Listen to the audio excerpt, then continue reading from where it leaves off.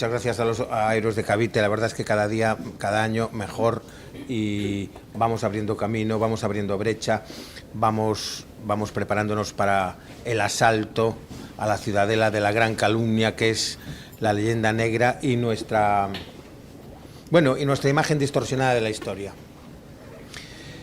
Y hoy vamos a hablar de algo realmente sorprendente. Lo he recogido en este libro.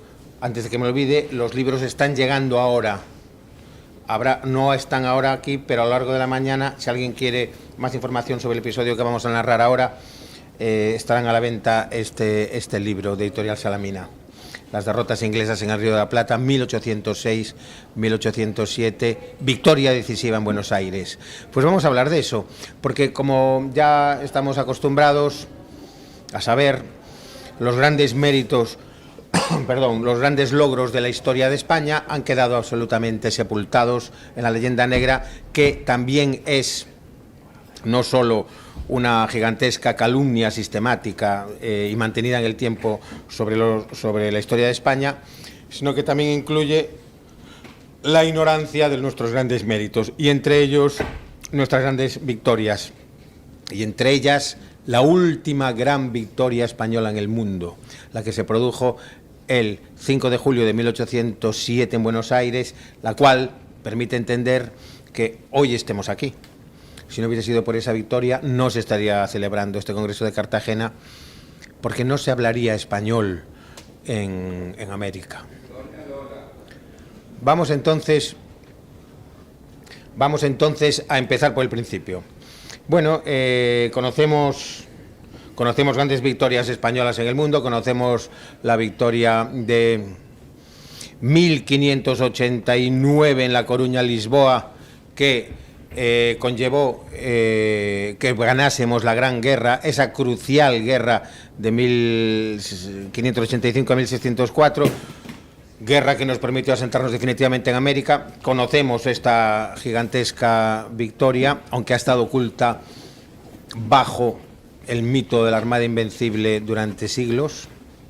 Conocemos ya felizmente la gran victoria de 1541, la victoria de Cartagena, de la otra Cartagena, de la Cartagena de América, la victoria que permitió el mantenimiento del imperio y su siguiente nacimiento posterior de Estados Unidos unas cuantas décadas después.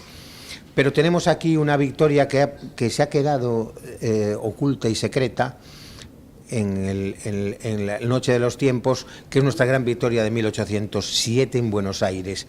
Para mí, la más épica, la más improbable, la más sorprendente, la más asombrosa de todas las victorias decisivas que ha tenido España a lo largo de sus siglos contra Inglaterra. Bueno, vamos a contarlo muy brevemente. Remontémonos a 1805. Estamos en la gran guerra entre Inglaterra y Francia por el dominio del continente, por el dominio de los mares. Este año de 1805, Inglaterra toma la base holandesa del Cabo a Holanda, una Holanda que era satélite de Napoleón. Nosotros estamos con nuestros follones particulares, está a punto de desencadenarse la guerra de la independencia.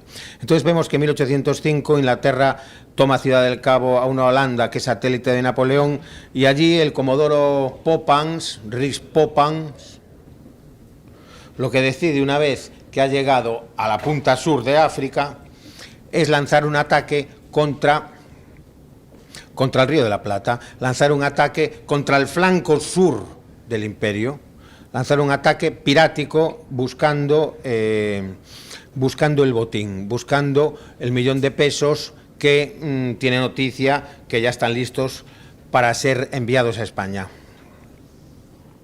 De esta manera, Popham, en 1805, zarpa de Ciudad del Cabo hacia Buenos Aires.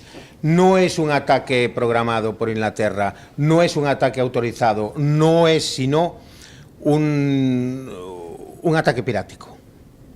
Un ataque pirático otra vez en 1805. Un ataque con muy pocos hombres. De hecho, al final, después de muchos tiras y aflojas, consigue Popan no tantos hombres en el Cabo, consigue reforzarse en la isla de Santa Elena y nos encontramos con que en 1806 llega por fin al Plata Popan con 1.641 hombres, incluido el regimiento 71 de Highlanders, los escoceses, un regimiento que había nacido 29 años antes, pero ya había tenido bastantes éxitos militares. El regimiento de los escoceses, con sus kilts, con sus gaitas, con sus faldas escocesas. Perdón. Y por el lado español, tenemos que tener en cuenta que acababa de crearse pocos años antes el Virreinato del Río de la Plata. El Virreinato del Río, unas décadas antes. El Virreinato del Río de la Plata es una obra genial de España, pues lo que persigue España con la creación del virreinato es potenciar la ciudad de Buenos Aires, potenciar nuestra presencia en la desembocadura del Plata, que fluya demográficamente, que fluya económicamente el imperio, que es enormemente importante en la zona del Perú y en la zona de Centroamérica, que fluya hacia Suramérica. En este sentido, lo que ocurre es que Buenos Aires, en esta segunda mitad del siglo XVIII, va a multiplicar por 4 su población gracias a que este nuevo Virreinato de la Plata coge muchísimo terreno que antes pertenecía al Virreinato de Perú. El Virreinato de la Plata tiene 5.200.000 kilómetros cuadrados y así la ciudad de Buenos Aires va a crecer a la velocidad de la luz. Para eso se crea el Virreinato de la Plata. Y precisamente en este momento, cuando Popan aproa al Plata, Buenos Aires ya pasa de 40.000 habitantes. Buenos Aires ya tiene 42.000 habitantes. Con lo cual ya no es una ciudad, ya no es un destacamento aislado en el sur del imperio, sino que ya es una ciudad grande. Vale, llega Popan el 27 de junio, desembarca al lado de Buenos Aires, y aquí va a ocurrir un hecho realmente asombroso, realmente humillante, y es que el virrey Sobremonte,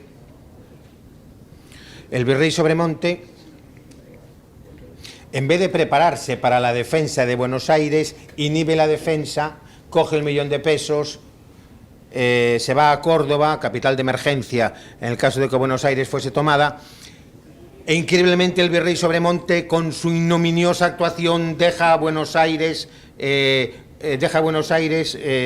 huérfana de autoridad. El virrey Sobremonte lo que hace con esa huida es darle el mensaje a Buenos Aires de que España no está por la labor, de que el virrey, el mayor poder en la zona, virrey, que lleva siendo el mayor poder en la zona durante siglos, los distintos virreinatos, ahí no está en ese momento. No solamente eso, sino que inhibe la resistencia armada. Y así, con esta mínima cantidad de hombres, Popan toma ya la no pequeña ciudad de Buenos Aires en este momento.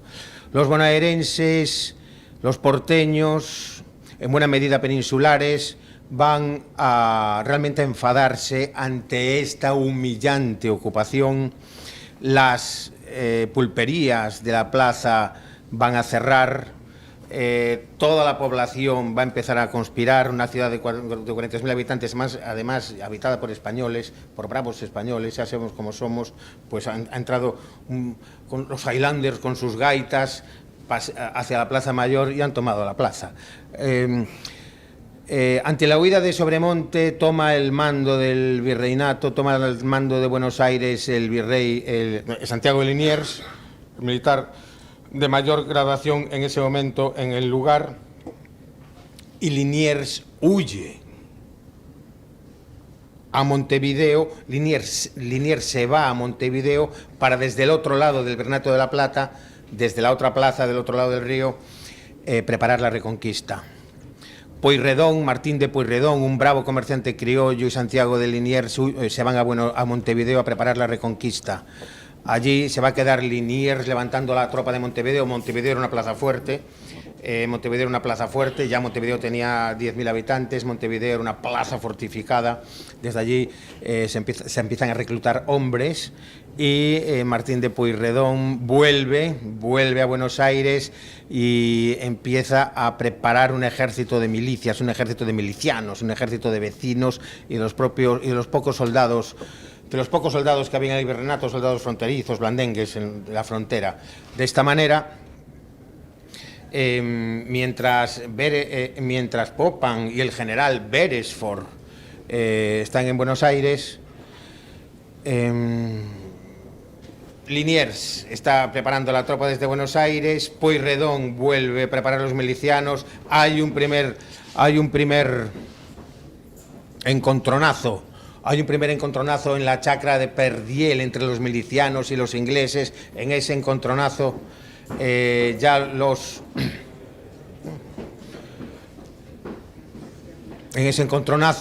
ya lo que ocurre es que los ingleses sufren sus primeras bajas. Ya Martín de Pueyrredón tiene una actuación destacada, está a punto de cargarse a Beresford, roba carros de municiones. Vemos ya la caballería gaucha, la caballería de los gauchos, de los españoles del lugar, que tiene una enorme superioridad a la hora de los ataques sorpresa, y un enorme valor. Pero bueno, en todo caso, la escaramuza de la chacra de Perdiel es ganada por los ingleses, pero poco después ya Santiago de Liniers viene de Montevideo con la vecindad de Montevideo armada, cruza por Colonia del Sacramento, una ciudad que habían tomado justo al fondo del Río de la Plata, cruza por Colonia del Sacramento y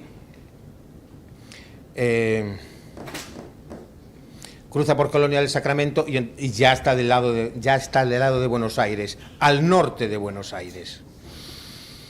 Y así Santiago de Liniers empieza a acercarse a Buenos Aires desde el norte. ¿Queréis sentaros? Sí, ahí tenéis sitio.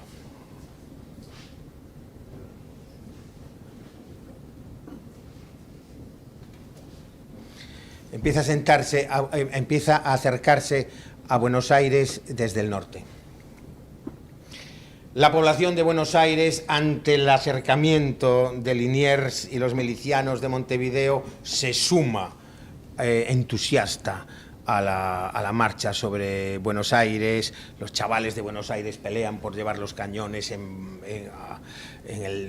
sin ningún problema. Ataca de flanco desde el norte ya Liniers con sus milicianos, toman la base del Retiro, la base norte donde están los ingleses. De los 15 soldados del destacamento sobreviven 7, y se va cerrando el cerco sobre la tropa británica, hasta el punto de que los puestos de avanzada van siendo aniquilados, y el 10 de agosto ya están los ingleses reducidos a la Plaza Mayor y a la Recoba. Se lanza el ataque definitivo. Los Highlanders intentan defender a Beresford en la Plaza Mayor de Buenos Aires. Pueyrredón y los milicianos se lanzan contra los Highlanders, le van a robar las gaitas.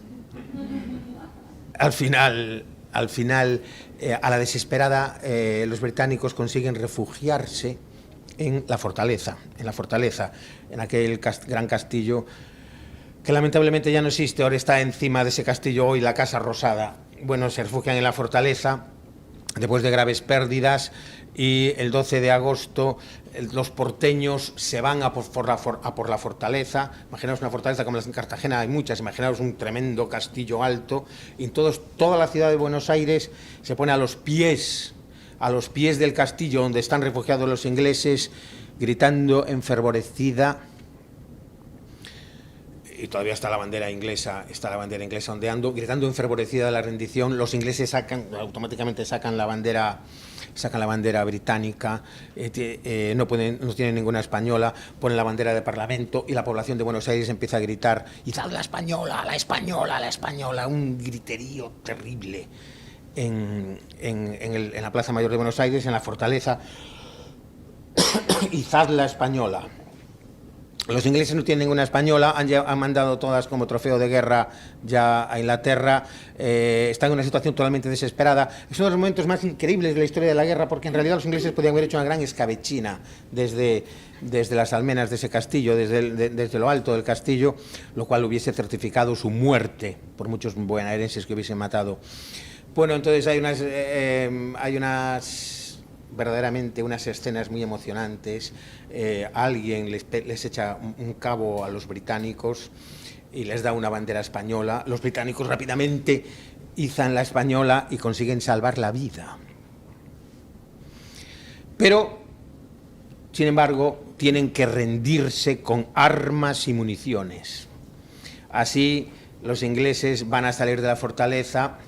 1.600 fusiles Tower pasan a formar parte de los arsenales porteños, lo cual va a ser muy importante para las operaciones del año siguiente, y los 1.600 ingleses el 12 de agosto de 1806 son hechos prisioneros. Aquí encontramos la maravillosa, la irrepetible, la emocionante hospitalidad española, que a diferencia de lo que hubiesen hecho los ingleses, los españoles lo que hacen es tratarlos de maravilla. Los españoles lo que hacen es enviarlos al interior del virreinato para dispersarlos, pero tratándolos como si fuesen amigos, según encontramos relatos ingleses de aquellos prisioneros. Pero bueno, lo que sabemos los porteños, lo que sabemos los españoles, es que el inglés va a volver. El inglés va a volver. Y también sabemos que España no puede ayudar. España no puede ayudar porque en este momento España tiene unos problemas mucho más grandes. Se ha producido ya la batalla de Trafalgar, batalla que a nivel en términos de pérdidas de barcos no ha sido tan grande, puesto que se compensan casi todas las pérdidas de Trafalgar con las capturas de grandes navíos franceses después del cambio de alianzas en 1805, pero lo que está claro es que en ese momento España no puede ayudar. Entonces, Liniers, ¿qué es lo que hace? ¿Qué es la única solución que tiene? Y aquí empieza la épica absoluta de este episodio. La única solución que tiene es convertir la ciudad de Buenos Aires en un ejército. Y así hace su famoso llamamiento a las armas, que ha pasado a la historia, aunque no con tanta fuerza como debería. Liniers lo que hace es llamar a todos los habitantes de Buenos Aires, una vez que los ingleses han caído prisioneros, y la flota, parte de la flota ha huido a Inglaterra a dar la noticia. Entonces Liniers en su famosa proclama dice: imaginaos que vosotros sois los ciudadanos de Buenos Aires. Vengan pues los invencibles cántabros, los intrépidos catalanes, los valientes asturianos y gallegos, los temibles castellanos, andaluces y aragoneses. En una palabra, todos los que llamándose españoles se han hecho dignos de tan glorioso nombre. Vengan, y unidos al esforzado e inmortal americano y demás habitadores de este suelo, desafiaremos a estas aguerridas huestes extranjeras. Toda la población de Buenos Aires enfervorizada quiere sumarse al ejército.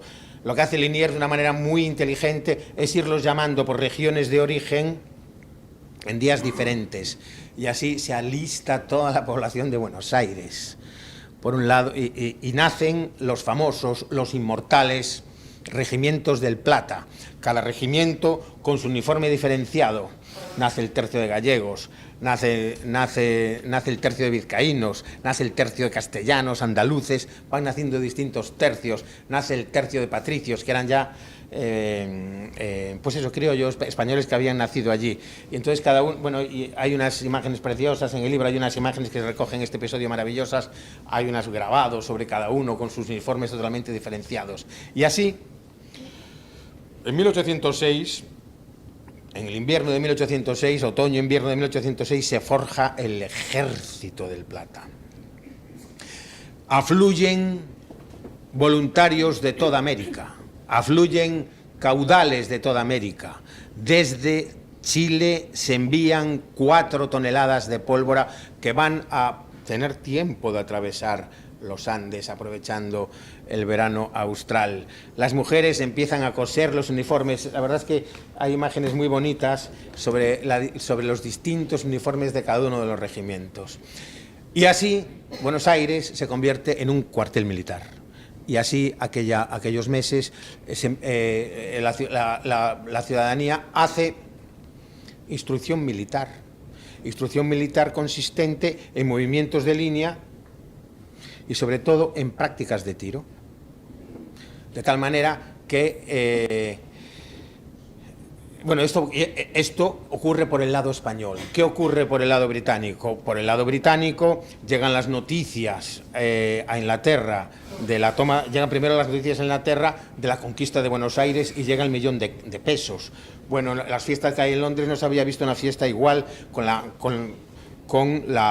noticias de la toma de Buenos Aires. Entonces Inglaterra pasa al plan de conquistar la América española. Es mentira que Inglaterra no lo haya intentado, lo intentó con todas sus fuerzas y lo intentó muchas veces. Esta fue la última vez que lo intentó. Se ponen en marcha el plan Maitland, el plan de ataque a América por los dos flancos, por el flanco atlántico Buenos Aires, por el flanco Pacífico Concepción, Santiago de Chile. Se pone en marcha distintos planes que recojo pormenorizadamente, incluso con mapas en el libro: el plan Maitland, el memorial de Popham, el plan para humillar a España. Se activan todos los planes y entonces Londres dicen: bueno, si con 1.641 hombres hemos tomado Buenos Aires, vamos a lanzar un ataque masivo, nos quedamos con la América española, vamos a lanzar un ataque sobre Buenos Aires, un ataque sobre Santiago de Chile, cruzamos los Andes, nos unimos, vamos para arriba y vamos arrasando y llegamos hasta Perú y que caiga ya definitivamente el imperio. Y a ellos se ponen. Zarpa Black House, el primero que zarpa desde el Cabo con 2.000 y pico hombres, zarpa para asegurar Buenos Aires, pero bueno, mientras navega hacia Buenos Aires ha sido reconquistado. Zarpa el general Almuti con 4.000 hombres desde Londres para hacerse fuerte en Buenos Aires y desde allí afluir hacia el oeste, hacia Mendoza y hacia los Andes. Y zarpa Crawford con 5.000 hombres para cruzar el estrecho de Magallanes y atacar a Santiago de Chile. Por fin el plan Maitland va a ser llevado a la práctica. Es el fin del imperio. Pero ¿qué ocurre? Mientras todos estos van navegando, llegan las noticias de que Buenos Aires ha sido reconquistada. Se lanza una contraorden a Crawford para que no vaya a Santiago de Chile, sino que se concentre un ataque masivo contra Buenos Aires. Y así lo que ocurre es que se va a concentrar todo este ejército de 15.000 soldados perfectamente pertrechados, soldados del siglo XIX, con toda la artillería, etcétera, etcétera. Todo esto afluya directamente a Buenos Aires. Van llegando escalonadamente las tropas. Primero llega Black House a Buenos Aires, el primero que había zarpado desde el Cabo, llega al Plata, intenta tomar Montevideo lo rechaza, se refugia en Maldonado. Después llega Autmuti con sus 4.000 hombres, ya tienen 6.000 hombres los británicos en el Plata, lanzan un ataque contra Montevideo, fuego convergente de artillería, consiguen penetrar por el lado más débil de las murallas. Es la noche heroica de Montevideo. Montevideo se defiende a capa y espada el 3 de febrero de 1807, después de una batalla sin cuartel. Cae Montevideo en manos británicas. Montevideo, que es una plaza fuerte, ya está en manos británicas, nace el periódico bilingüe La Estrella del Sur, ya empieza a publicarse en español y en inglés. Montevideo se convierte en una ciudad inglesa en tiempos de feria. Llegan más de 100 barcos mercantes a Montevideo. Llegan más de 90 transportes de tropas a Montevideo. Llegarán más de 30 barcos de guerra a Montevideo. Eso verdaderamente es el fin del imperio. Montevideo se convierte ya en la primera plaza fuerte británica en el sur de América. Pero bueno, ¿qué pasa aquí? Que los habitantes de Montevideo no están en absoluto por la labor. Muchos de ellos se escapan de Montevideo y preparan grandes partidas de caballería que impide a los británicos el avituallamiento. Pero en todo caso es absolutamente imposible pararlo una vez que Montevideo ya es británico. Y estamos en el momento más peliagudo de la historia del Imperio Español, sin lugar a dudas. Una vez que Montevideo ya es británica, entonces es cuando llega ya Crawford con sus 5.000 hombres. Whitelock, el gran general de este superejército que va a tomar Buenos Aires. Whitelock, hijo bastardo del rey Jorge III. Whitelock, un auténtico militar de salón, pero llega Whitelock con su sueldo de 4.000 libras anuales porque va a ser el nuevo virrey del Virreinato de la Plata inglés. Van llegando todos, aunque también es cierto que el tiempo se les echa encima. Crawford llega ya a finales de junio, es decir, en invierno austral. Y con todas estas extraordinarias fuerzas se dirigen contra Buenos Aires. Buenos Aires ha forjado sus regimientos y encontramos los 7.000 héroes de Buenos Aires, algo que deberíamos de haber estudiado a los 12 años ya en el colegio, la historia de los 7.000 héroes de Buenos Aires, y que no es que lo hayamos estudiado en el colegio, es que muchos profes de historia ni siquiera son conscientes de esto. Estamos en España, qué suerte tenemos de poder recuperar esto y morirnos de risa. En fin, seguimos. Whitelock consigue atravesar el Plata desde Montevideo, llega a Buenos Aires, desembarca muy al sur, primer gran error de Whitelock, desembarca muy al sur, estamos ya en el invierno austral, tienen que arrostrar con su artillería pesada un camino muy arduo, con ríos, con vaguadas, con marismas, y van perdiendo artillería, pierden toda la artillería pesada, pierden muchas mantas, pero van acercándose inevitablemente por el sur a Buenos Aires. El ejército español, en 4 divisiones, son escenas preciosas que se recogen son relatos preciosos que se recogen en el libro, cómo se despiden las mujeres de sus hombres cuando salen a enfrentarse al inglés. Alguna de las mujeres le dice: ya sé que no vas a ser un cobarde, pero como lo seas, no vuelvas por casa. Muy emocionante, muy emocionante. De cobardes, jolín cobardes, el pueblo opuesto a eso. Salen los 7.000 héroes y entonces en teoría lo que iban a hacer era parar al ejército en Puente Barracas, pararlo en el Riachuelo.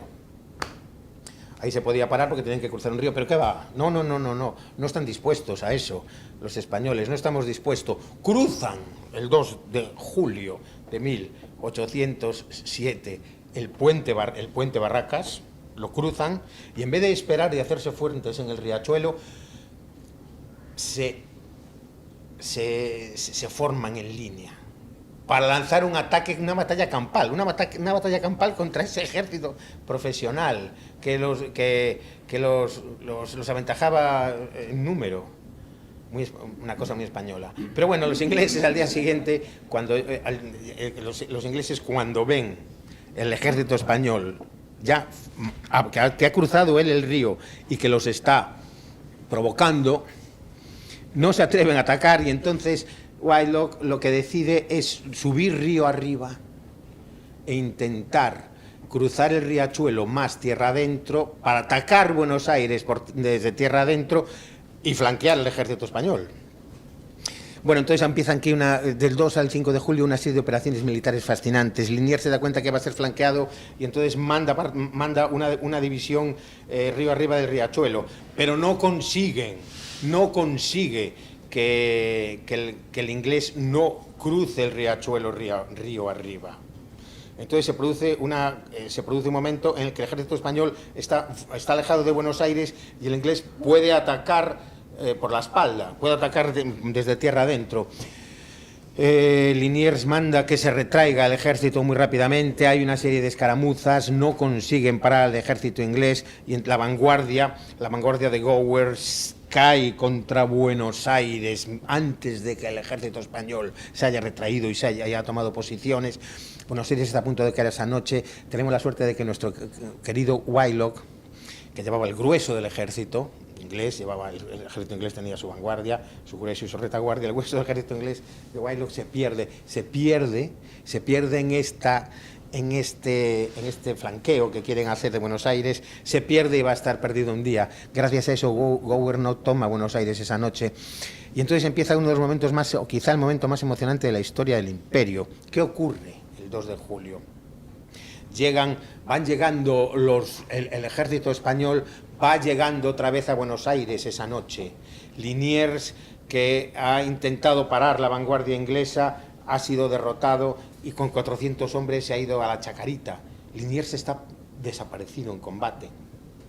Esa noche terrible del 2 al 3 de julio de 1807 van llegando los regimientos, el regimiento que se queda en la Plaza Mayor formado, el único que se queda formado es el tercio de gallegos. En realidad, las grandes relaciones en las que se basa este libro, las grandes relaciones a través de las cuales podemos reconstruir estas operaciones militares, son a partir de los relatos que escribió Pedro Antonio de Cerviño, un topógrafo que había sido destacado en Buenos Aires y que había sido nombrado por unanimidad comandante del tercio de gallegos. La mayoría de este ejército de 7.000 hombres, había 1.200 soldados que habían nacido en América y el resto habían nacido en España. Perdón. Sí, bueno, en España no, en Europa, perdón.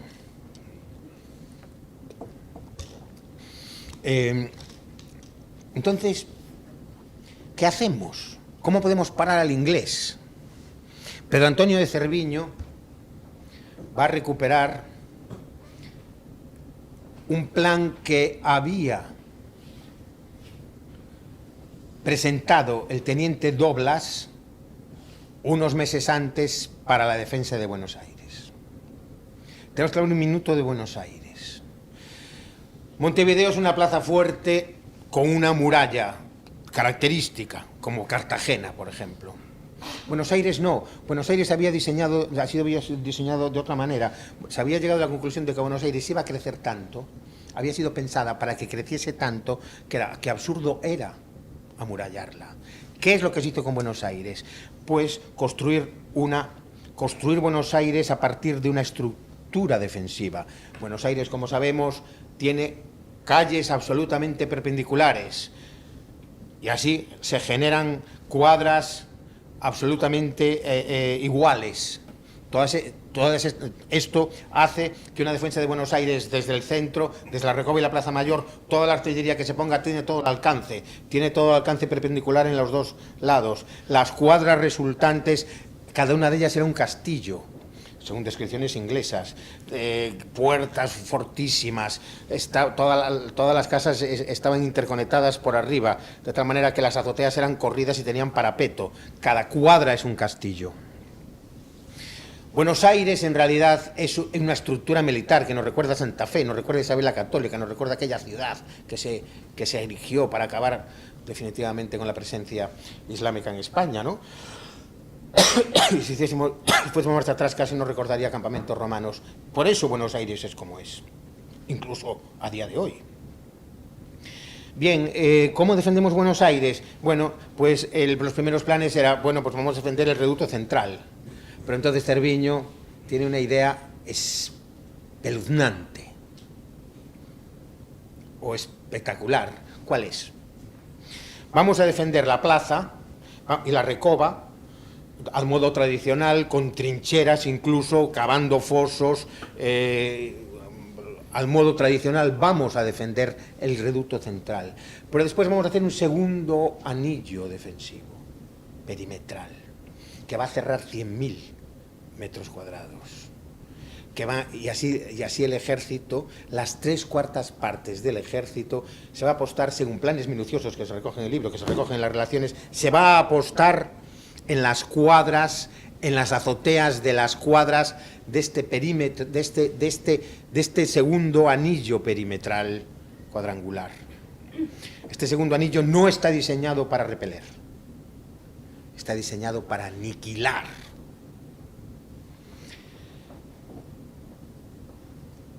Después de que Guaidó consiga volver a Buenos Aires después de extraviarse, lo que ocurre es que el 5 de julio, el amanecer del 5 de julio de 1807, uno de los días más importantes de la historia de nuestra patria, el ejército inglés, el ejército británico, por 14 calles paralelas, inicia su ataque masivo. Suenan los 36 cañonazos de ordenanza y se inicia el ataque masivo contra Buenos Aires. El plan británico es llegar al mar y en el lugar donde se encuentre resistencia, esquivarlo y así cerrar el reducto central y rendirlo. Pero ¿qué ocurre aquí? Que no son conscientes del segundo anillo perimetral defensivo secreto. Van penetrando los ingleses por las calles paralelas de Buenos Aires. Las órdenes son precisas y fueron cumplidas a rajatabla. Las iglesias eran cebos, no estaban guarnecidas, pero en el momento en que los ingleses penetran el segundo anillo defensivo, a un solo grito, el ejército les dispara de un modo fulminante. Y aquí empieza el momento más épico de la batalla más épica de la historia de América, quitando las guerras civiles españolas, que es muy triste y nunca serán tan épicas. El regimiento 88, que se había distribuido en dos mitades y avanzaba por las calles, por la parte central y entró en el perímetro, va a ser exterminado. Huyen como pueden hacia las iglesias, pero allí son verdaderamente acribillados y toda la población de Buenos Aires se suma a la refriega. El regimiento 88 cae en bloque. Después teníamos a Crawford y la Brigada Ligera, lo mejor del ejército británico, que van a sufrir un desgaste tremendo por el segundo anillo perimetral. Van a refugiarse en la iglesia de Santo Domingo, van a refugiarse miles de soldados británicos en la iglesia de Santo Domingo, con aquella absoluta arrogancia, la muchedumbre sudamericana que pretende desafiarnos. Y había varios tercios, había un tercio de pardos y morenos, los mulatos, los mestizos, estaban tan integrados, como sabemos muy bien, en la población hispana, que incluso, como sabemos muy bien hoy, eran enterrados en las iglesias. Se han descubierto que se enterraban en las iglesias exactamente igual que los caucásicos. Todos éramos hermanos, todos éramos los mismos, algo que aún no le puede caber en la cabeza a los historiadores británicos, porque cuando les quepa tendrán que empezar a tomar ansiolíticos. Por la vergüenza que les va a dar la historia de su propia nación. Pero bueno, lo que quiero decir es que al final hay muchas escaramuzas, no puedo contar todas las escaramuzas. Lo que podemos contar en términos generales es que conforme fueron cayendo los regimientos ingleses, las fuerzas españolas tuvieron una gran movilidad y fueron como amebas rodeando a los otros regimientos. En concreto, en la plaza de Santo Domingo se van a refugiar un número enorme de británicos que al final, cuando ya están rodeados, pretende Crawford con toda con toda la arrogancia inglesa, salir hacia la residencia, hacia la zona sur de Buenos Aires, donde sí habían llegado al mar, pero entonces les cerramos el paso, los rodeamos definitivamente. Es un momento tremendo, tremendo porque bueno, hay mucha mortandad entre ambos bandos, hay combates en las calles tremendos, pero en términos generales al final Craufurd se da cuenta de que va a ser aniquilado como no se rinda con lo mejor del ejército británico. Y Craufurd en bloque, después de más de 400 muertos, más de 700 heridos, se tiene que rendir en bloque a aquellos porteños. 2.800 hombres se van hasta la fortaleza, más de 100 oficiales, y caen en bloque prisioneros, el 5 de julio de 1807. Increíble, que el ejército, diseñado para conquistar América, yace muerto, herido, bueno, otra tropa se queda fuera, evidentemente, pero ha caído lo mejor del ejército británico. En ese momento, Santiago de Liniers empieza ya a redactar la capitulación. Pero en un primer momento, Santiago de Liniers, en las condiciones de capitulación, solo está pidiendo la retirada inglesa de Buenos Aires. Pero entonces Tomás de Álzaga, el alcalde de Buenos Aires, que es una persona que tendrá que ser rehabilitada de verdad en la historia de nuestra patria, Tomás de Álzaga, que será después muerto de una manera tristísima en los acontecimientos de los años siguientes. Lo más triste de la historia del mundo es lo que pasó en Buenos Aires los años siguientes a lo que estoy narrando, pero no voy a hablar de esto ahora. Tomás de Álzaga dice, ¿cómo? Que tienen que irse de todo el Plata. Liniers le dice, no, pero hombre, no van a querer irse de todo el Plata, Montevideo ya es una ciudad inglesa, ya no los para nadie. Álzaga dice, sí. El comerciante bilbaíno dice, sí, vamos a poner en las condiciones de capitulación que tienen que largarse de todo el Plata. Y efectivamente, invita a Liniers a toda la oficialidad británica, le enseña a Craufurd las condiciones de rendición, Craufurd se las mira, Craufurd las analiza y al final Craufurd las acepta. Auchmuty, que se había hecho fuerte en el Retiro, en la parte alta, al norte de Buenos Aires, le llegará más tarde esas condiciones de capitulación y las acepta. Whitelock, que está en Miserere, lejos del teatro de operaciones, entra en cólera y dice que no, que hay que contraatacar, pero recordemos, Whitelock no era un militar profesional, era un militar de salón, solamente había llegado ahí porque era, insisto, hijo del rey. Y así, los militares profesionales le dicen a Craufurd, después de la paliza terrible del 5 de julio, terrible y fulminante, le dicen a Whitelock que lo acepte. Y así Whitelock las acepta y se firma las capitulaciones más favorables a nuestra patria que se han firmado jamás con Inglaterra. Firman los ingleses en la evacuación de todo el Plata en 2 meses. Firman los británicos que van a reparar las murallas de Montevideo. Los españoles les decimos que les ayudaremos a irse y que los avituallaremos. Y después de enterrar a centenares de muertos, bueno, y aparte los españoles también firmamos que vamos a cuidar a sus cientos de heridos.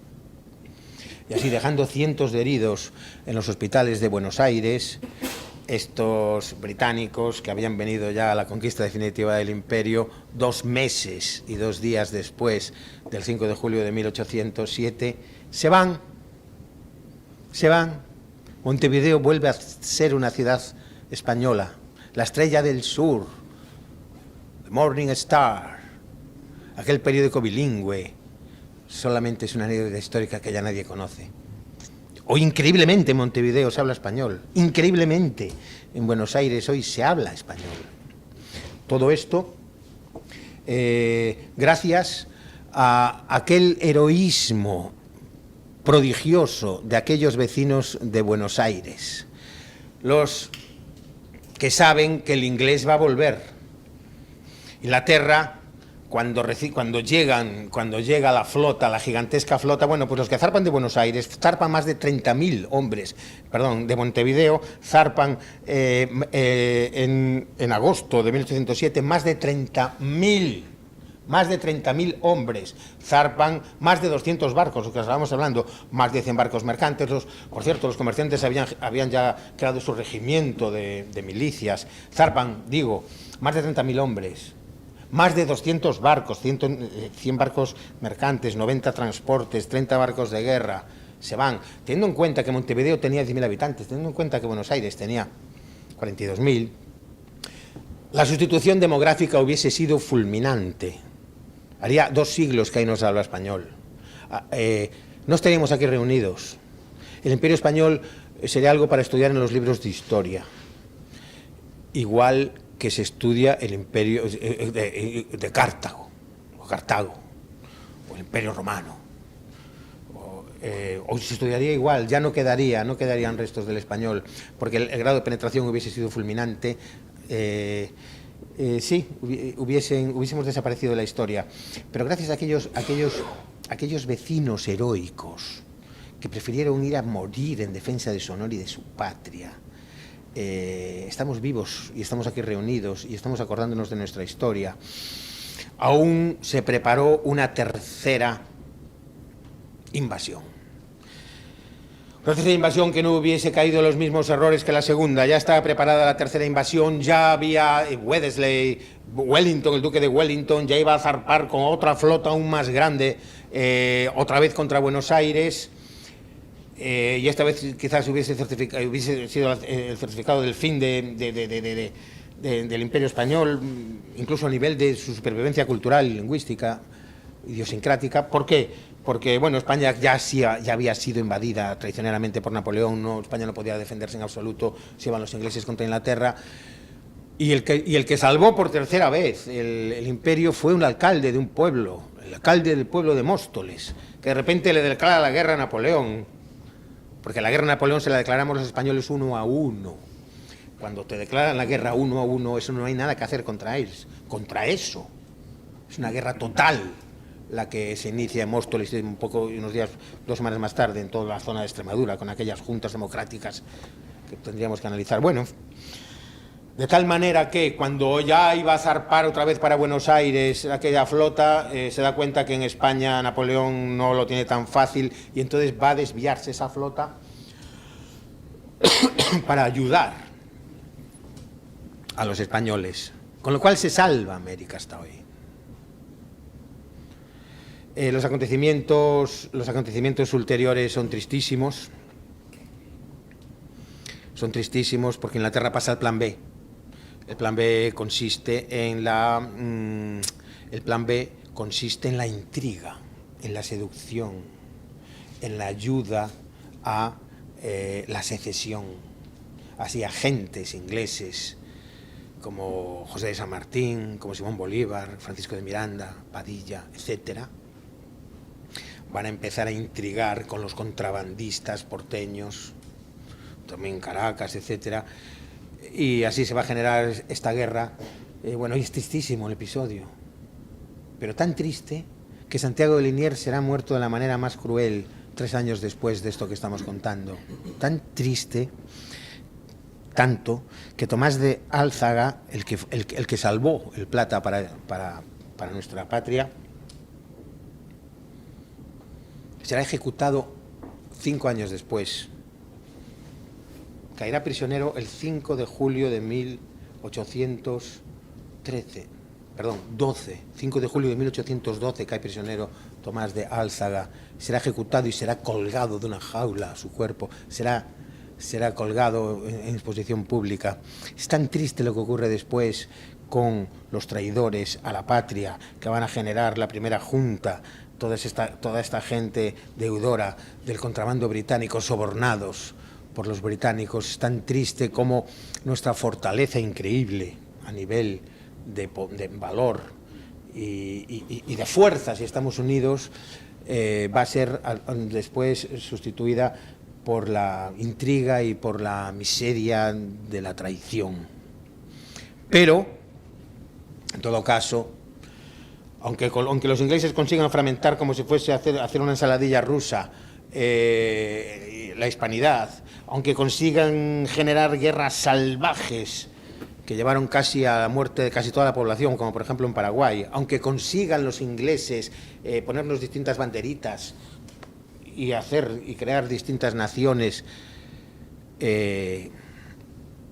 aún así, nosotros, los hispanos, estamos protegidos por esta victoria inaugural contra Inglaterra y por eso estamos vivos y por eso solo falta volver a hacer el rompecabezas y es lo que estamos haciendo y esto volverá a generar aquel maravilloso espacio de dignidad universal en el que hemos vivido tantos siglos. Muchas gracias.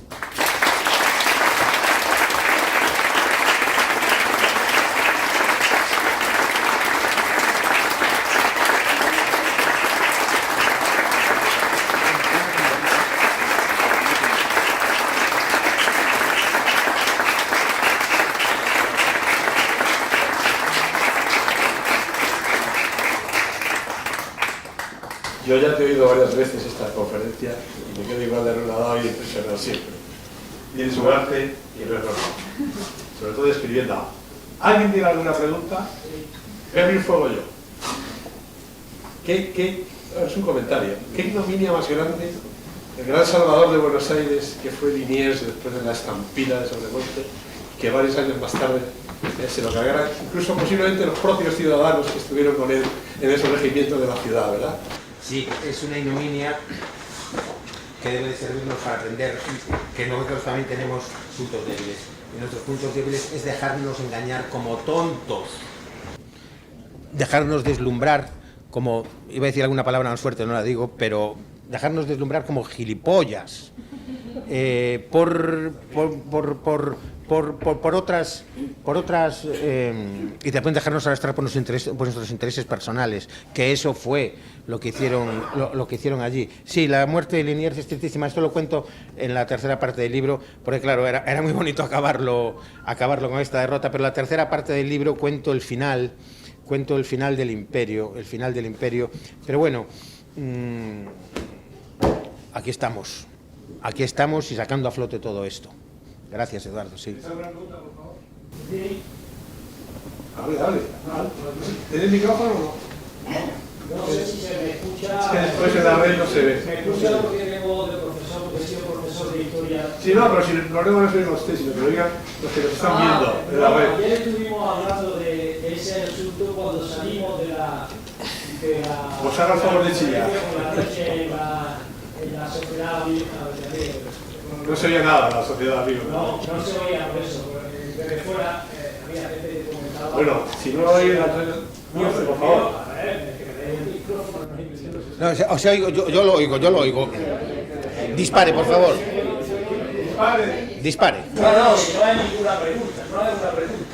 Es que hay una gran felicidad. Porque resulta que yo, como profesor de Historia Contemporánea de España, he estado explicando durante 15 años esta historia. Es decir, mi libro, que no me lo publicaron obviamente porque era un manual de historia contemporánea, lo comenzaba todos los años con las invasiones de Buenos Aires. Y por eso, como ya está ahí, yo ya me quedo tranquilo. Pero en internet sí tengo grabaciones que hice para salvar esa historia. El libro es por Dios, que bien se conserva, no me lo creo. Perdón, en 2011. En 1812 yo ya estaba jubilado. Después de entender, porque yo quería explicarle a mi alumno, no se puede explicar España sin la hispanidad. Ese es el tema de mi manera de explicar la historia. Entonces, lo que tuve que poner en serio a estudiar bien algunos de los países de lo que luego va a ocurrir, que es una historia tan triste y yo tengo la misma sensación. Sí.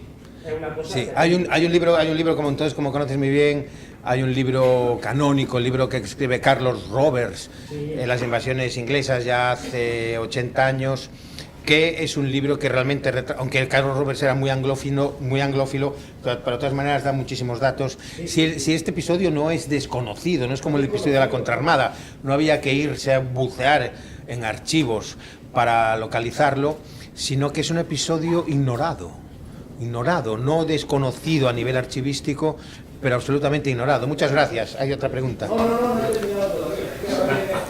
Pero que no tenemos mucho tiempo y hay gente que quiere preguntar. ¿Tiene alguna pregunta? No. Si podría darnos una pincelada breve sobre el fusilamiento de Liniers, en el que parece, o lo he leído, que participaron soldados británicos. Sí, probablemente participaron soldados británicos y Liniers fue fusilado de la manera más triste, tan triste que ni siquiera lo cuento con detalle en el libro. Con otros españoles, con Gutiérrez de la Concha, probablemente Liniers fue... a Liniers le hirieron a tiros la barriga, pero lo dejaron vivo tirado y maniatado para que los pájaros lo destrozasen en vida. Sí, la muerte de Liniers es una muerte tristísima y probablemente sí participaron ingleses, porque esta guerra que después se desencadenó, que se ha caracterizado aquí como una guerra de secesión, y en parte lo es, tenemos que también caracterizarla como una guerra internacional. No hay que olvidar los miles de soldados británicos y holandeses que participaron en la guerra. La toma de Lima no se entendería así. ¿Fue una guerra de secesión? Sí. ¿Fue una guerra de traidores? Sí. También fue una guerra internacional. Y la muerte de Liniers es un episodio tristísimo. Gracias a Dios ha recuperado su cadáver y está en el panteón de los marinos ilustres. Sí. Son dos casuras brevísimas. Cuando Liniers vuelve de Montevideo a través de Colonia del Sacramento, sí, lo hace en embarcaciones, supongo, por las Islas del Tigre, con pequeñas embarcaciones, porque no tendrían la flota grande. Sí, señor. ¿Cómo cruzan las Islas del Tigre? ¿Con pequeñas embarcaciones? Sí, y además se escribe Pedro Antonio de Cerviño, cuando cuenta este relato, palabras no poco halagüeñas a Popan, que estaba ahí con su flota y no se atrevió a acercarse a la flotilla de Liniers de embarcaciones pequeñas, no se atrevió a acercarse, pero sí que Liniers se atrevió a atravesar esa zona del Río de la Plata sin que el inglés atreviese a interceptarlo, lo cual podría haber hecho probablemente, pero no se atrevió. Y la otra es la gran pregunta que todos nos hacemos. ¿Cómo es posible que solo 3 años después, no todos, pero sí una parte importante de esa misma población que había defendido tan heroicamente Buenos Aires, se levanta contra España, que en 1810 estuvo sobre... Se lo acaba de decir. Sí, en 1809 hay un momento crucial en la historia del... ¿Algo ha tenido que pasar en estos... Sí, en 1809 hay un momento crucial, que es la Sonaga de Álzaga. Una vez que se ha forjado ese ejército era un ejército poderosísimo. Ese ejército hubiese servido para poner a Brasil en su sitio, porque Brasil ya estaba intentando, coaligado con Inglaterra, ofender la zona de Uruguay. Y incluso se llegó a pensar en coger ese ejército y darle una lección a Brasil. Los intereses de los criollos contrabandistas, la élite, fueron fundamentales. El 9 de junio, tú imagínate que se queda un ejército veterano en batalla, armado hasta los dientes. Ese ejército era tremendo. En la zona de Álzaga lo que pretende es recuperar todo. Bueno, eso por un lado, y por otro lado se ha derrumbado totalmente la autoridad virreinal. El virrey ha quedado, el virrey tiene muy mala prensa. Lo que ha hecho Sobremonte ha sido catastrófico para lo que piensa la ciudadanía. Lo único que quieren es un virrey, lo último que quieren es un virrey español. Álzaga, con el tercio de gallegos, el tercio de catalanes, que incluían valencianos, y el tercio de vascos, pretende dar una sonaga y tomar totalmente el control de Buenos Aires en nombre de los españoles. Los que intentaron en última instancia tomar el control en nombre de España, ya que el virrey tenía tan mala prensa que era increíble, fueron precisamente los catalanes, los vascos y los gallegos. Pero en todo caso la sonaga de Álzaga fracasó y fueron tomando el control otros regimientos menos afines a España, como el regimiento de patricios. En fin, todo eso está explicado al detalle en el libro que ahora mismo no está, pero llegará a lo largo de la mañana. Si alguien lo quiere, estaré aquí para firmároslo si queréis. Yo comentario y pregunta, bueno, comenzar, agradecer, muy interesante. Los ingleses fueron derrotados 2 veces, por lo menos antes de Malvinas también, fueron conquistados. El otro es que lamentablemente la tercera invasión inglesa sí se produjo y fue victoriosa porque San Martín y Bolívar fue la tercera invasión inglesa. Y un dato también que quiero mencionar, me acordé ahora mientras decía esto, porque la Junta de 1810 se declaró el 25 de mayo, ¿no? ¿Qué pasaba el 26 de mayo? Se terminaba el plazo del libre comercio que había establecido el virrey Liniers con los ingleses. Entonces no se respalda, lamentablemente la tradición ha sido lo peor. Pero la pregunta que quiero hacer es, porque eso también me parece que aquí en la España peninsular sucedió, y estando los ingleses tanto tiempo como Montevideo y demás, ¿hay documentación de registro de creación de logias masónicas durante su estancia? Porque también a mí me parece que por ahí fue la infiltración para todo lo que pasó después, ¿no? Totalmente, totalmente. Y enhorabuena por la extraordinaria conferencia de ayer. Pues extraordinaria.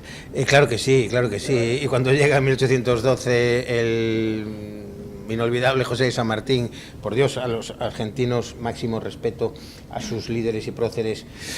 Es un problema de ir poco a poco.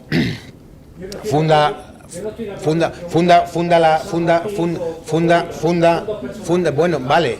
Funda la logia Lautaro. Sí.